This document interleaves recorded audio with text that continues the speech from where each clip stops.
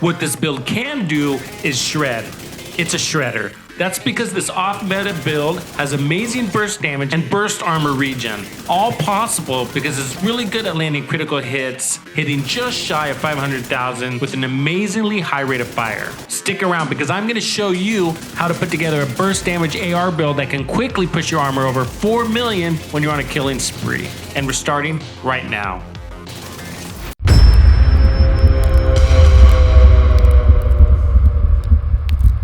We are not using the Memento on this build, although it's a suitable option. And that's because this build does serious damage at range. I didn't want to have to cross the map and pick up the trophies and whatnot. What this build is centered on is the RAILSPLITTER, the named CTAR that has perfectly accurate on it.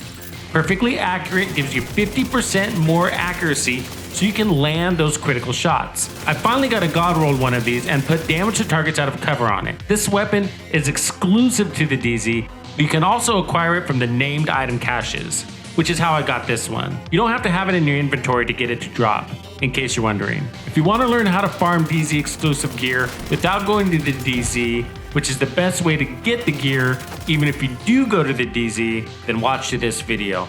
I'll drop links in the description area below. I equipped the Coyote's mask because it fluctuates my crit chance and damage depending on the enemy's distance. This opens up some slots on the rest of the build and is also great for team play. We're going to be maxing out our crits, so this is a helpful piece. So when the enemies are close, we get 25% more crit damage boosted.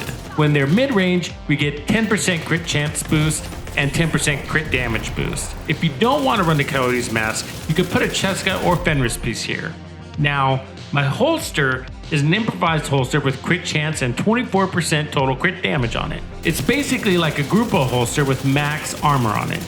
I have Fox's Prayer knee pads for the damage to targets out of cover. It also has armor and crit damage. This, combined with the weapon, gives us 18% damage to targets out of cover. That is important because it's multiplicative damage, which simply put, means it's rolling up all the base damage and crit damage and giving it a massive boost. If you don't want to run this, you can go Cheska, Grupo, Fenris, Sawyer's knee pads, or improvise. Lots of good options. But measuring those against these, you will find that Fox's knee pads equal more damage in most cases. I have the Sacrifice, which is the named Providence chest piece with perfect glass cannon.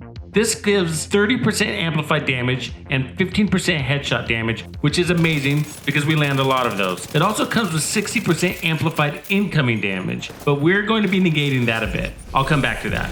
Allow me to preach here for a minute though. So I solo legendary strongholds, usually with DPS builds, and I can tell you, perfect glass cannon is the way to go. Many people shy away from this talent, but I must say, avoiding this talent is for the uninitiated. Those that have figured out how to use it have a hard time using anything else. Now, if you must avoid this, then go Obliterate on the chest. But that's not amplified damage and it requires crits to stack and be maintained. Perfect Glass Cannon is always on, giving you amazing burst damage. Burst damage means faster time to kill. And if you have watched any of my videos on how to make builds with survivability, then you know that fast time to kill means a lot for your survivability. The enemy wipes your armor just as fast whether you're wearing 2 million or 1 million armor. And like you have heard me say before, it's not how much armor you have, it's how fast you recover, because you will always be taking damage. And Glass Cannon on this build is actually bringing you a ton of survivability. It's giving you an impressive time to kill, which in turn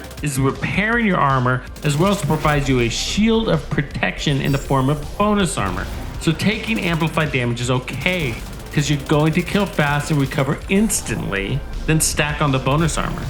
And if you have to face tank because you get caught out of cover or cornered, you will have a little confidence that you will win that fight thanks to this chest piece. You will see that happening in this gameplay a few times. The backpack is important because it's part of how we negate the incoming damage. We're running 2 pieces of Bellstone for 1% armor regen, 10% armor on kill. And I have Perfect Bloodsucker as the talent, which is giving us 12% bonus armor for 10 seconds, stacking up 10 times. Look at it this way, 1 kill gives us a total of 22% armor. This is kicking in all day and we're not done.